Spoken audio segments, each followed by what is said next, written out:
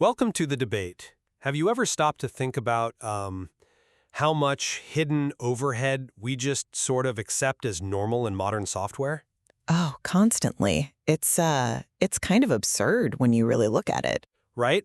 Like, think about what happens when you run just a simple, I don't know, 10-line JavaScript file.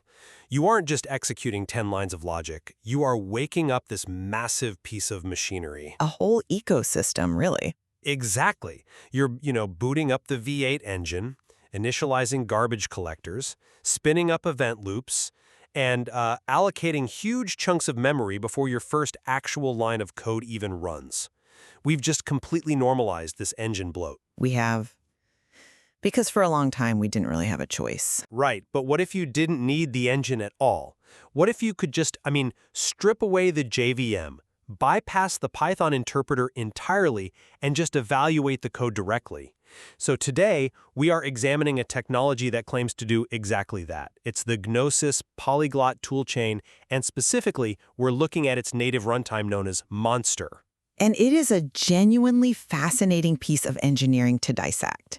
For those who haven't dug into the Gnosis documentation, Monster takes a completely radical approach to execution. Yeah, it really does. Instead of feeding your source code into a traditional runtime environment, Monster extracts it into what they call a GG topology. A graph, basically? Right. Essentially, your source file, whether it's written in, TypeScript, Python, or Java, is mathematically mapped out into a graph. It becomes this collection of nodes, connecting edges, and a per-node expression IR. Which is an intermediate representation of your logic, right? Exactly. And then Monster, which is a Rust-native engine, it just bypasses everything and walks that graph directly. Which brings us to the core tension we are exploring today. I represent the perspective that, Monster's direct topology evaluation is a revolutionary paradigm shift for code execution and analysis. And I take a slightly different view on that. Right. But by isolating the pure computational logic of a program from the immense bloat of traditional engines, it achieves execution speeds that are frankly unprecedented. It provides a highly secure, deterministic framework for analyzing multiple languages simultaneously. And I look at this toolchain from a very different angle. I will readily admit the Rust engineering under the hood is just staggering. It's brilliant. It really is. But executing code in a complete vacuum, completely divorced from host capabilities or native semantics, is an illusion. You aren't actually running the code in any practical sense. So you see it as a simulator. I do. I argue that Monster is essentially a highly tuned benchmark simulator. It is an incredible piece of analysis software, no doubt, but calling it a viable polyglot execution replacement is fundamentally misleading. Well, I think before we dismiss it as an illusion, we really have to grapple with the actual data published in the source material. Because the proof of concept here lies in the sheer performance numbers. The numbers are flashy, I'll give you that. Let's look at the May 1, 2026 shootout and ground this in reality. When Monster was asked to execute a simple TypeScript hello world, it completed the task in 3.62 milliseconds. Which is incredibly fast. Right, because Node took 65.70 milliseconds to do the exact same thing. Even Bun, which is famous for its speed, took 19.67 milliseconds.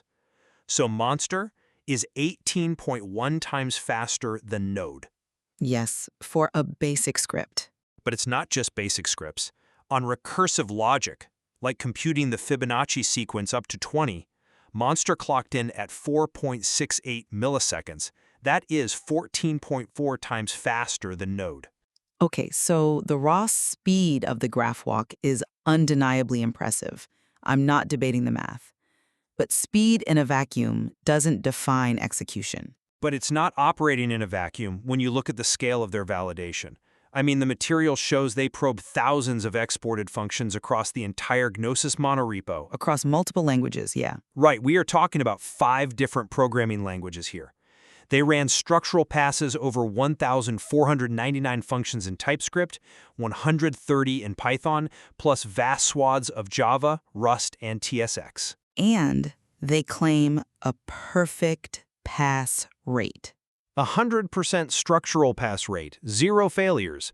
To me, that proves the underlying logic is mathematically sound. They've successfully proven that you can bypass these heavy monolithic engines and evaluate the code directly. Let me challenge that framing entirely, though, because we really have to define what execution actually means in the context of these benchmarks. Okay, how would you define it? Well, I acknowledge the sub 5 millisecond execution times. They are real numbers. But achieving those numbers requires us to look under the hood at Monster's shims architecture. The way it handles external calls. Right. You cite 100% structural pass rate as this definitive victory, but I find that metric to be fundamentally misleading. How can a flawless pass rate be misleading? It executed the topology without crashing. Because of what it actually takes to prevent that crash. In the Monster environment, anything that attempts to touch the real-world host system, whether that's a network call interacting with the file system or crossing process boundaries, is instantly replaced by a stub. A shim. A shim, exactly. So when you say a Python script passed its structural probe, all that really means is the Rust evaluator kernel didn't panic and crash. But it validated the logic. It absolutely does not mean the code successfully executed its real-world intended behavior. If I write a script to download a file from the internet, and the runtime just shrugs and pretends it did it without ever opening a network socket, I haven't executed my code. I've run a simulation. Okay, let's table the philosophy of what constitutes real-world behavior for just a moment. Because to really understand why Monster is built this way, we need to transition into the mechanics of how it achieves these specific sub-5 millisecond metrics. Sure, let's get into the mechanics. The secret sauce here is something called direct materialization. Traditionally, if you have a polyglot extractor, it analyzes your code, serializes that data into a massive JSON file, and then, another tool has to load and parse that JSON before it can do anything. Which is incredibly slow. Exactly. But Monster runs the extractor in process. It creates a polyglot orchestration result and hands that memory pointer directly to the graph walker.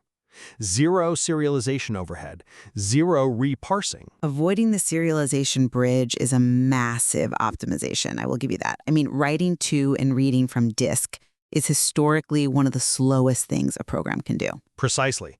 But the brilliance goes deeper into the low-level Rust walker optimizations. Let me give you an example from the material, the node index walker cursor. Oh, this is clever. It really is. In a traditional runtime, when the engine needs to move from one function to another, it often has to hash string IDs to figure out where to go next. Like a lookup table? Yeah. Imagine having to look up a friend's exact address in a massive city-wide phone book every single time you want to hand them a letter. It's incredibly computationally expensive. Monster doesn't do that. It uses an array index. Right. It keeps the current node as a simple array index, reading topology.nodes index directly. It knows your friend lives exactly next door at house number 2, so it just hands the letter over. And they apply that same aggressive optimization to system calls as well. They do. They use what they call batched deadline guards. A system call, like asking the operating system for the current time via instant.now, requires a context switch. Which kills performance. Right. The CPU has to pause your program, switch over to the operating system kernel, get the time, switch back, and resume. Doing that thousands of times a second is brutal. Monster batches these checks, only triggering the syscall every 256 hop through the graph. Wow. That single optimization saves about a full millisecond on recursive workloads like that Fibonacci test.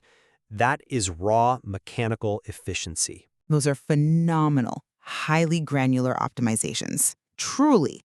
But you're detailing the mechanics of the Rust graph walker while actively ignoring the limitations explicitly hidden inside those very same cross-language benchmarks. I'm not ignoring them, I just think they're beside the point. Let's look closely at the checked-in cross-language bridge shootout from the material.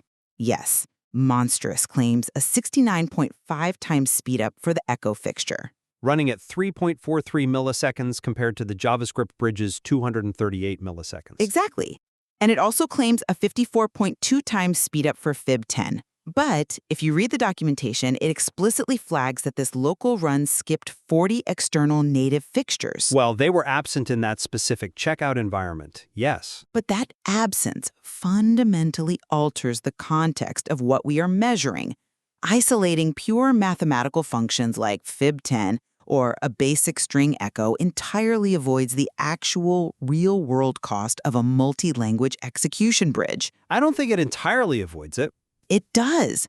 When you have a TypeScript microservice that needs to talk to a native Rust library, there is a massive amount of heavy lifting required to marshal data across those language boundaries. If you strip all of that out, of course it's faster. It's an isolated test, yes. You are basically timing a sprinter running on a frictionless treadmill in a gym and then comparing their time to a marathon runner navigating through city traffic and declaring the sprinter the superior traveler. Okay, I see why you look at the skipped native fixtures and see a flawed benchmark. But let me offer you a different perspective. Complaining that Monster can't natively execute external C++ binaries or hit the network is like saying a wind tunnel isn't a real sky. A wind tunnel. Okay. Yes, it is an aggressively isolated environment. But that is exactly the point. By using those indexed route arrays and borrowed topology indices, where function name lookups are built exactly once at startup rather than scanned dynamically per call, Monster creates a perfect aerodynamic environment for pure computational logic. But logic doesn't exist in a vacuum. Isn't isolating the shape and validity of the code from the heavy V8 or JVM startup sequences exactly the purpose of an orchestration extractor? We want to study the geometry of the wings without the unpredictable weather. Okay, let's take your wind tunnel analogy. If Monster perfectly isolates logic so we can study its aerodynamics, what happens when that logic inevitably attempts to interact with the real world? It hits the shims. Right, which leads us directly into the shim architecture. And I argue this exposes the fatal flaw in calling this a true runtime environment. Let's talk about the default behavior. Monster operates on a strict fail-closed policy. Yes, it does. If your TypeScript code calls fetch to get data from an API, or uses Node.fs promises to read a file, or opens a socket with Node.net, Monster instantly halts. It throws a GNX error, unsupported, and yields an exit code 9. I view that default as a vital, deliberate safety constraint for structural analysis, not a flaw. But the practical reality is that any realistic enterprise-level microservice instantly halts the moment you run it. Unless you use the permissive opt-in. The material shows that even if you try to bypass this by setting the GNX permissive shims environment variable to 1, it's ultimately just a facade. How so? Let's look at how it handles the Python standard library. Modules like OS or pathlib are incredibly common. Under the permissive shims, Monster just chains member accesses together without erring, purely to survive the structural probes. Right, to keep the analysis moving. So if your code calls os.path.join, Monster replaces it with an opaque stub that just swallows the call so the test passes. You aren't executing Python at that point. You are running a structural mock that pretends to be Python. I really think you're mischaracterizing a feature as a bug here. That fail-closed policy and the specific way shims swallow unbounded calls is a massive architectural asset. The source material references the April 13, 2026 high-frequency trading incident write-up for a very specific reason. High-frequency trading incidents are definitely cautionary tales of what happens when logic fails at scale. I'll give you that. They are the ultimate proof of why rigorous runtime boundaries matter in orchestration layers. In that incident, they fell victim to the silent lost anti-pattern. A terrifying concept for an engineer. Deeply dangerous. Imagine a legacy mock testing environment that returns a sham 200 OK status from a fetch command that never actually fired over the network. Right. Or imagine a Node.fs promises command, like append file, that simply drops the data payload into the void, but tells the application the file was written successfully. The application continues executing its downstream logic based on a total lie. It thinks the data is safe, so it deletes the original, and the data is permanently lost. I understand the devastating consequences of silent failures, obviously. But how does halting the program entirely solve the orchestration problem? By explicitly raising unsupported shim errors across every possible call site, whether the code uses a bare identifier like fetch, an instance method dispatch, or an imported module shim, Monster enforces rigorous structural boundaries. It absolutely refuses to lie to the code. It just crashes instead. It fails closed if it cannot mathematically guarantee the state mutation. It forces the developer to explicitly map out their side effects. I don't disagree that refusing to lie is a good property for a static analyzer to have. But if the runtime refuses to lie by simply refusing to run anything involving input and output, its utility as an execution engine drops off a cliff. Let me stop you there because I'm just not convinced by the idea that a lack of host I/O invalidates the runtime. We have to look at what Monster is actually being used for at the enterprise level. Which is analysis. When we look at canonical static leak accounting and theorem-anchored diagnostics, don't we explicitly want an environment that calculates ghost mass ledgers without actually mutating host state? Okay, for our listeners who might not be deep into financial orchestration, you should probably unpack what a ghost mass ledger is in this context. Gladly. Think of a ghost mass ledger as a simulated financial book.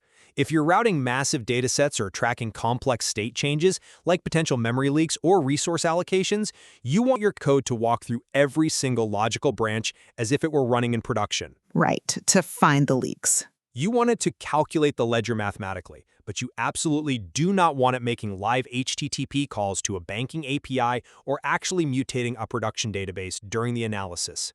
You need a mathematically pure sandbox that evaluates the logic safely. That is what Monster provides. And as a tool for static analysis, it is brilliant. I can see that point entirely. But that connects directly back to how Monster actually parses the code dynamically, specifically its use of the lazy AST. The abstract syntax tree? Right. And this is where the simulation aspect really shows its seams to me. Monster is heavily optimized for code paths that don't actually do very much. Let's dive into the lazy AST then. Why do you see that as a simulation rather than a massive optimization? Because of how an AST typically works. Usually, a parser reads your entire file and builds a complete tree of your logic before running it. Monster uses treesetter, but the treesetter AST is only built if a legacy byte range evaluation specifically demands it. Right. Furthermore, the node IR JSON, which contains the actual meat of your logic, like branch statements, loops, and binding patterns, is decoded lazily. It's only parsed on first use. Which saves massive amounts of memory and time. Yes, but consider the operational reality. If unresolved dynamic imports just return permissive, opaque shims, it means any complex real-world application with dynamic module loading is just going to hit boundary after boundary, which is practically every modern microservice, by the way. It triggers lazy fallbacks or simply halts. It's an engine designed to quickly skate over the surface of your code, proving the syntax is valid, rather than deeply executing its complex real-world dependencies. That is a really excellent breakdown of the mechanics, but I would frame the conclusion completely differently. The lazy architecture you just described isn't a flaw. It is exactly how a modern polyglot toolchain must work at an enterprise scale. By not running the code? By using permissive, opaque shim resolution for unbound identifiers, Monster ensures that global structural probes actually finish their job without getting bogged down in dependency hell. They finish the probe, sure, but without ever executing the external logic that actually defines the application. But they finish globally across the entire repository.